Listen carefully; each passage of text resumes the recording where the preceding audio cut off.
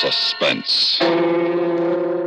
And the producer of radio's outstanding theater of thrills, the master of mystery and adventure, William N. Robeson. More often than not, a classic suffers in adaptation from one medium to another. The play you are about to hear is an exception. The late, great writer-director Irving Reese has given a dimension to the story that the late, great Charles Dickens never imagined when he wrote it almost 100 years ago.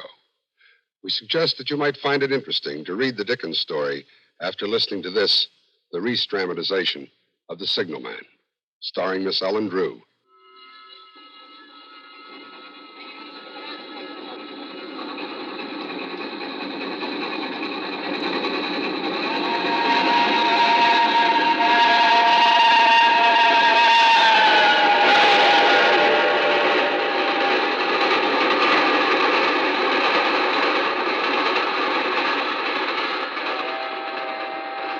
It had smashed by like a wounded monster screaming in pain and disappeared into the dark tunnel. In those brief seconds, I had relived the emotions of my childhood. I still trembled with the child's terror and fascination that had surged through me the many times I stood here 20 years before. Nothing had changed. The steep, dripping wet walls of jagged stone that led down to the tracks, the gloomy mouth of the tunnel, the small signalman's shack huddled against the side of the cutting. Even the job was held by the same man, they told me in the village. He stood there in the glow of an angry sunset, furling a signal flag around the short pole. I called to him. "Hello! Below!" Instead of looking up at me, he turned tensely to stare toward a red signal light that glowed at the mouth of the tunnel. "Hello! Below there! I would like to speak to you. May I come down?" He finally looked at me and silently pointed his flag to the path in the embankment. I climbed down quickly and walked toward him with a casual smile. He watched me suspiciously, almost fearfully. "Hello. I'm Amy Sayers. I'm sorry if I startled you when I called down."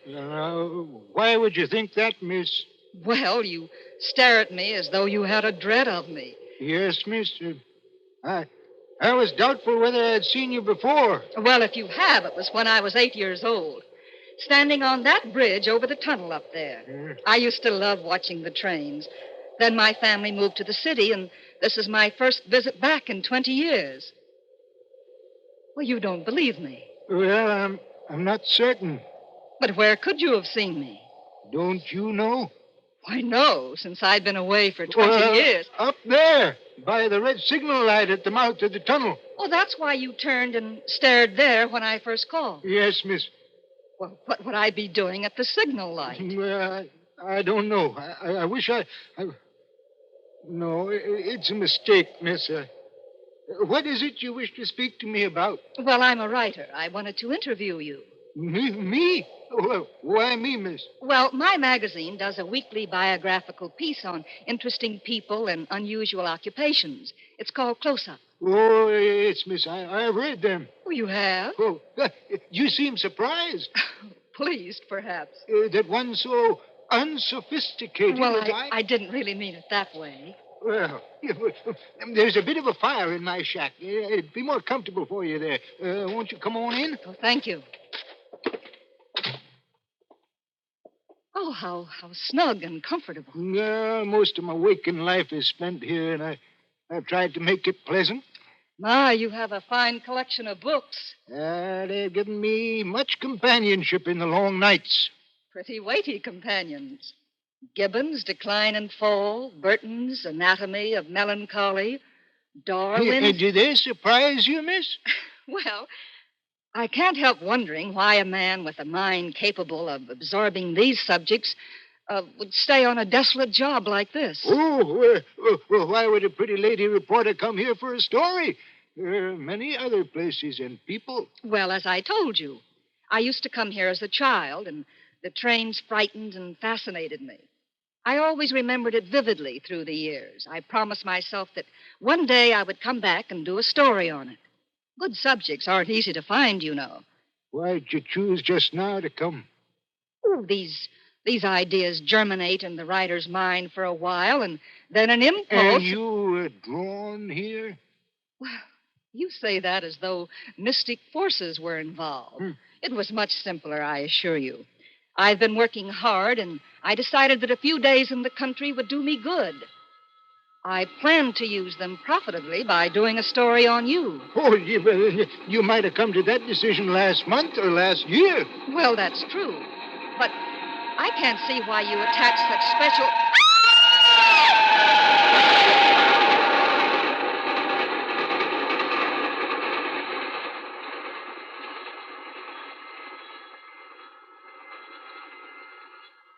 Why does the train frighten you so? Now, wouldn't you think I might outgrow that silly, childish fear? If I was drawn here, as you say, I guess it was to see whether I had. The modern psychiatrist would say it was a desire to relive a childhood experience. Oh, yes, miss, there are many answers. And philosophers have even speculated on the possibility that the future can intrude on the memory as well as the past. Surely you don't believe that. I believe only in the evidence of my five senses. May I ask, why did you go to the door? To check the tunnel light. Does it need to be checked so often? You did before we came in. Why are you staring at me like that? Oh, was I staring at you? Oh, please. Something is preying on your mind. Can't you tell me? The fire needs stirring. You're avoiding my question. Oh, you let me ask you a question. When the train passed just now, why did you suddenly throw your hands up to your eyes? Like this, as though to shut out some dreadful sight. Why? It was that uncontrollable, childish reaction, like I said. I felt as though the train would draw me out of here and onto the track. I covered my eyes like a child not to see it. And you had no feeling that the action was conveyed to you for some reason? No, why should it? Because there's been someone at the red light at the mouth of the tunnel each night for a week now, holding its hands up to its eyes like you did, as though to shut out some terrible sight. And you have actually seen it? Oh, every night. Was it there just now when you went to the door? Yes, I saw it quite clearly. Who was it? You.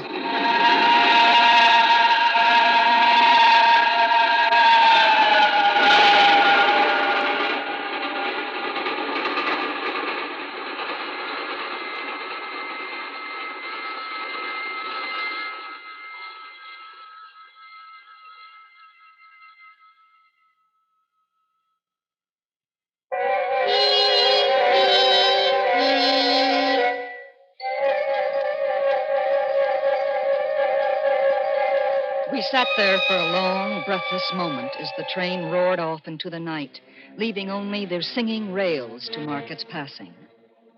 It was a moment of terror, until reason snapped me back to reality. But it's impossible. How can I be sitting here in your signal shack and be outside under the signal light at the same time? I don't know, miss, but that's the way it seems to be. You were standing out there with your left arm across your face and waving your right arm violently as though to say, for God's sake, clear the way, clear the way. You heard those words? Well, I'm not certain, not about those specific words, but I've heard it called before. When?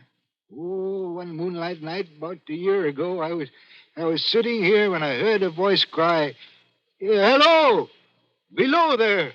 Well, that's why you were startled when I used the same words from the top of the bank. Yes, miss. Well, I ran to the door and I looked out and I saw this someone else standing up there by the red light near the tunnel, waving its arms as I just showed you.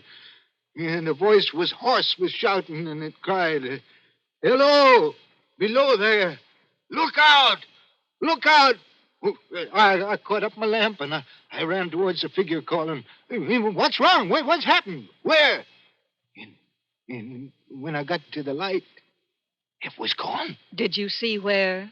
The tunnel was the only place it could go without passing me. Well, I ran into the tunnel for 100 yards or so, and I searched around with my light, and then Then I ran back here and a telegraph both ways. Yes, Mr. Telegraph. An alarm has been given. Is anything wrong? The answer came back both ways. All's well. Of course, with that wind moaning through the tunnel and the wild harp it makes of the telegraph wires, it's understandable that you could have the illusion you heard a call. And anyone staring at the dark long enough, as you did from the door, could imagine seeing something. You've let it prey on your mind so long it seems real. I was not finished, miss. I'm sorry. Within 6 hours after it first appeared, the main line flyer crashed and derailed at the far end of the tunnel. And within 10 hours, the dead and the wounded were being brought through the tunnel over to the spot where the figure stood. Coincidence. A tragic, remarkable coincidence. But I can't see... There is more, miss. Well, please forgive me. 6 or 7 months passed, and I'd recovered from the surprise and the shock when one morning, just as daylight was breaking, I looked toward the red light, and I saw it again. Did it cry out? No, it was silent. And it didn't wave its arm? No, miss, no. It leaned against the post with both hands covering the eyes. Like this, as though to blot out some terrible sight. So that's why you asked me why I put my hands to my eyes when the first train passed. Oh, yes, miss. You called out the words it used the first time, and you covered your eyes as it did the second time. Go on, please. Well, that very day, as the train came out of the tunnel, I noticed a confusion of hands and heads at one of the coach platforms and something waving. And I saw it in time to flag down the engineer. He applied his brakes, but the train drifted past here about 100 yards. And as I ran up to it, I heard terrible screams and cries. And a beautiful young woman had fallen between the cars, and she was brought in here. Yes, and she died on this very spot between us. Oh, how horrible. But I still don't see how... One final word, miss, and you'll judge how my mind is troubled. It came back a week ago, and ever since, it's been there. At the light? Yes, it covers its eyes, waves its arm, and it shouts, for God's sake, clear the way, clear the way. I've no rest or peace for it. It calls to me many minutes together in an agonized manner. Below there, look out, look out. It stands waving at me, and it sounds a telegraph ticker. Has it sounded the ticker since I've been here? Twice. I assure you it's your imagination. There has been no sound of the telegraph. Oh, I don't wonder that you failed to hear it, but I heard it. Do you hear it now? Yes. What is it saying? Well, it isn't clear. It only warns. It doesn't say against what. If I only knew, I could warn them. But it doesn't say. What is the danger? Where? There is danger somewhere on the line. Some terrible calamity will happen tonight, and I can do nothing about it. Nothing.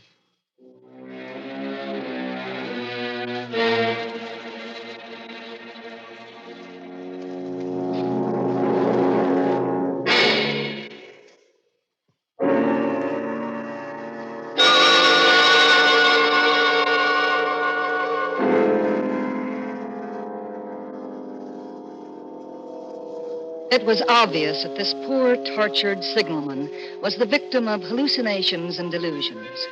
The loneliness of his post and the tedium of his duties were certainly enough to derange anyone.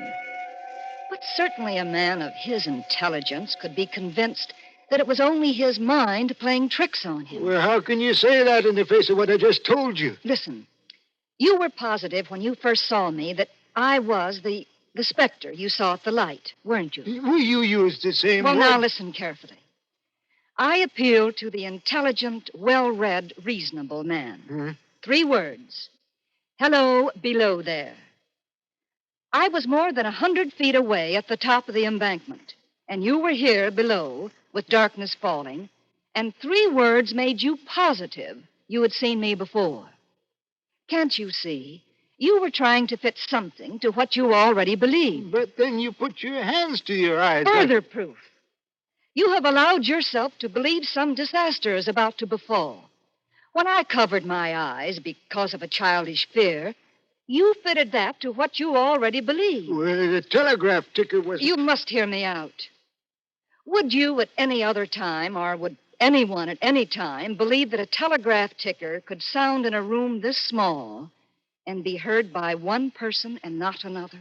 But I told... And now the most important proof. You said that when you went to the door a while ago, it was there by the red danger light. Yes, it was. Will you come to the door with me now and tell me if it is still there? Eh? Well, do you see it? No. No, miss. It ain't there. Of course it isn't. And now I'm going to prove that it never was there. The post is at least 7 feet high. The light is shielded with a hood. Even if a person stood directly under it or in front of it, they would be in complete shadow in darkness. You couldn't see that person from this door, and you couldn't see that person if you walked to within a few yards of her or him or it. I'm going to walk up the incline to the light and prove it to you. I walked up the inclining tracks toward the red light at the mouth of the tunnel. The chill, dank wind had an edge like a cold knife. When I got to the light post, I stood directly under it. No portion of the red glow reached me. I was lost completely in the dark. I saw the signalman silhouetted in the yellow light of the doorway. Hello? Can you see me? Hello, below there. Can you see me? Oh! Good. Now start walking toward me and tell me when you can see me. He stepped between the rails of the northbound track on the line with the red signal light and walked toward me. Then suddenly the icy hand of my childhood dread gripped me. There was a vague vibration of the earth and air. Far behind him, down the grade, I could see the glow of the locomotive's light. Look out! Look out! For God's sake, clear the way! Clear the way! He walked as though in a spell. He didn't hear me or wouldn't hear me. I was rooted to the gravel. I threw my left arm up to my eyes and waved my right arm frantically. Below there! Look out! Look out! Clear the way! For God's sake, clear the way!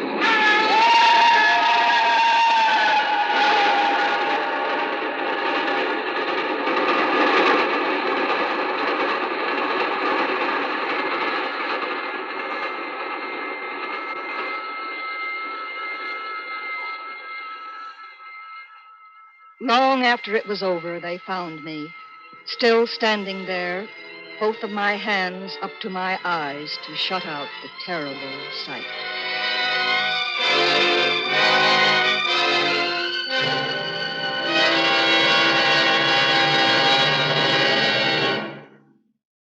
Suspense, in which Ellen Drew starred in William N. Robeson's production of The Signalman by Charles Dickens, adapted for radio by Irving Reese. The Signalman was played by Ben Wright. Sound patterns by Bill James and Tom Hanley. Listen. Listen again next week when we return with Miss Marie Wilson in Star Over Hong Kong. Another tale well calculated to keep you in suspense.